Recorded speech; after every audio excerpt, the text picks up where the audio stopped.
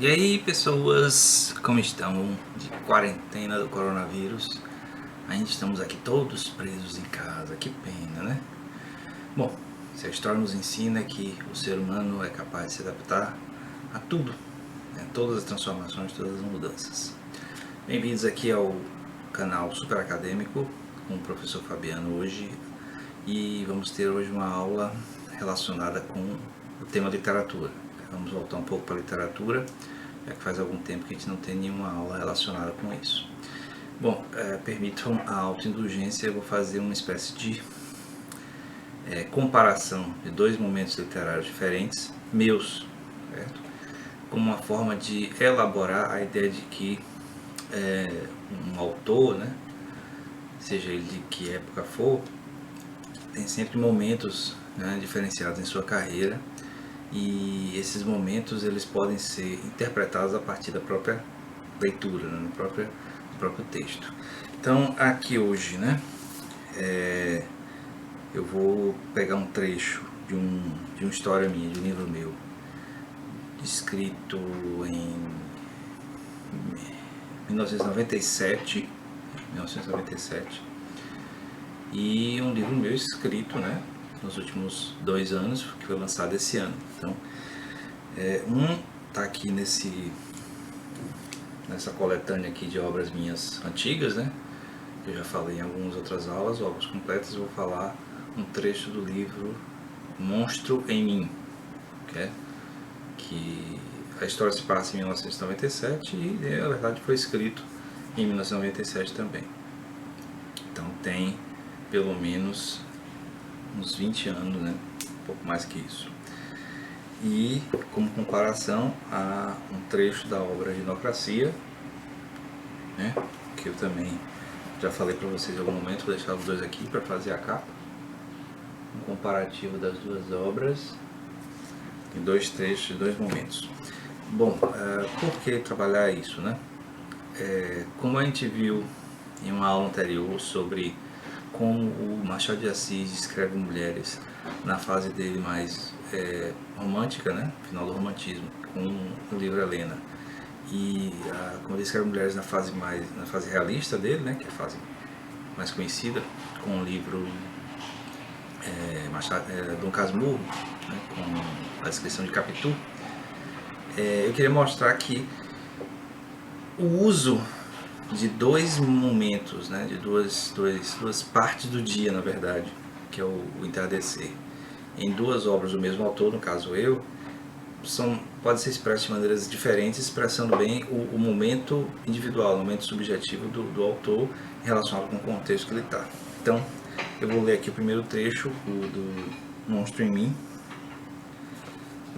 que é um trecho longo. Como o céu brilhava naquele dia.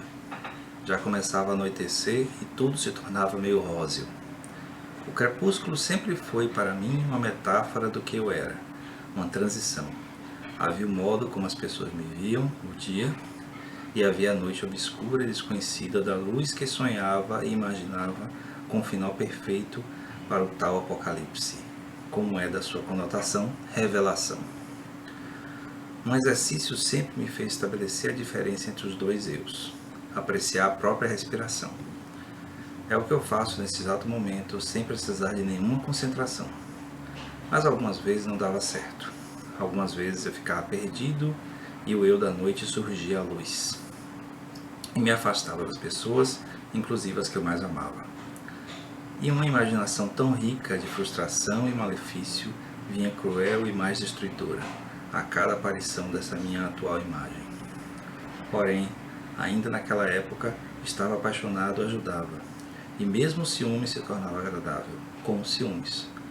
Tornava-me mais humano e mais passional a respeito de mim mesmo, que antipático para os outros, lacônico, sensível e triste. O que mais doía era assistir o anoitecer sem ela, e isso ainda era normal. Logo a noite chegaria e mais. Vejam que eu idealizei, no trecho, um parágrafo, eu idealizei o entardecer, tornando ele uma coisa totalmente subjetiva, relacionando com o personagem, né, como o personagem se sente nesse momento. Eu relacionei com uma idealização sobre si mesmo, uma idealização sobre o amor, uma idealização sobre o relacionamento com os outros. Então, todos traços de bastante forte de um certo de romantismo, certo?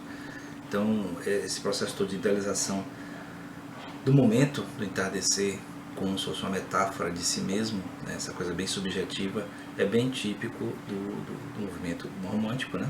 Que assim, hoje em dia, a literatura moderna não dá muito para separar em barroco, classicismo, romantismo, realismo, né? Porque tudo meio que se mistura, né? E cada autor, cada obra, cada momento, cada expressividade é diferente.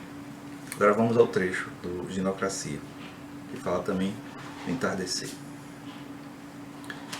Pelo menos uso entardecer. O fim de tarde virou começo de noite e todas aprenderam e se deslumbraram com talento e dedicação de alma. No final, a sábia idosa fez um agradecimento a todas as pessoas presentes na plateia, especialmente a representante de Elsinore no Parlamento Mundial, Aletina Derlis, que se levantou da cadeira na primeira fila e foi até o centro do auditório junto com a alma, e fez um breve discurso apologético, relembrando o passado das duas nas escolas de Elsinore e como a cidade e toda a ginocracia iria perder muito com sua partida, mas que a educação musical nas futuras gerações da espécie humana no espaço estava garantida. No final, Aletina e Alma se beijaram, surpreendendo um pouco Roberto e suas amigas, pois sempre consideraram a união de Hilder e Alma como exclusiva de apenas duas pessoas. Mas logo o fato deixou de ser importante, pois as três jovens e ele tinham seus próprios relacionamentos para resolver ao longo dos próximos anos. Então veja, nesse livro, né, nesse caso aqui, o entardecer ele não se torna uma expressão de subjetividade de nenhum dos personagens. Ele é apenas um momento de passagem de tempo, certo? Então, para contextualizar, estava vendo uma aula recital, né, uma professora de música, e aí começou de tarde e terminou à noite, apenas isso. Então, essa passagem de tempo marcado pelo entardecer, no caso, não é romantizado, não é idealizado, é apenas uma passagem do tempo. A concentração maior está nos aspectos assim, psicológicos dos personagens, né? As duas personagens que aparecem, que são expressas na cena, né? Naquele momento, e a percepção do outro personagem que está de fora na plateia. Então tudo isso aí expressa um desejo mais de estabelecer um contexto histórico, cultural, né, um contexto diferenciado. Afinal, é uma obra de ficção, de futuro, né, uma futurologia, por isso que chama a utopia final, né? Então eu projeto um futuro possível, positivo, e aí a história, ao se construir nesse sentido, sai daquela coisa da expressão subjetiva do outro trecho, né, da outra história. Então não tem mais a ver comigo pessoalmente e meus anseios, meus desejos pessoais. Tem muito mais a ver com a minha percepção e a minha construção de um futuro possível para toda a humanidade, né, para a coletividade, certo? Então, mesmo que haja traços de idealização, é claro, já que eu estou fazendo uma futurologia, né, colocando um futuro possível positivo, mas é uma idealização não baseada nas minhas percepções de desejo, mas assim, são baseadas na necessidade que eu vejo, né, de uma expressão para o futuro mais positiva, certo? Então, era isso que eu queria mostrar, comparando esses dois trechos, certo? Quem se interessar, evidentemente, os livros estão acessíveis para quem quiser ler. Lá no Clube de Autores, aí na descrição tem o caminho lá para o Clube de Autores, para minha seção lá, e tem minhas obras, mas independente disso, você pode pegar sempre e, ao apreciar um autor, né, seja um autor clássico, né, seja um autor moderno, em momentos diferentes, ou autores diversos, de movimentos diferentes, você pode pegar e procurar ver esse tipo de transição né? Por exemplo,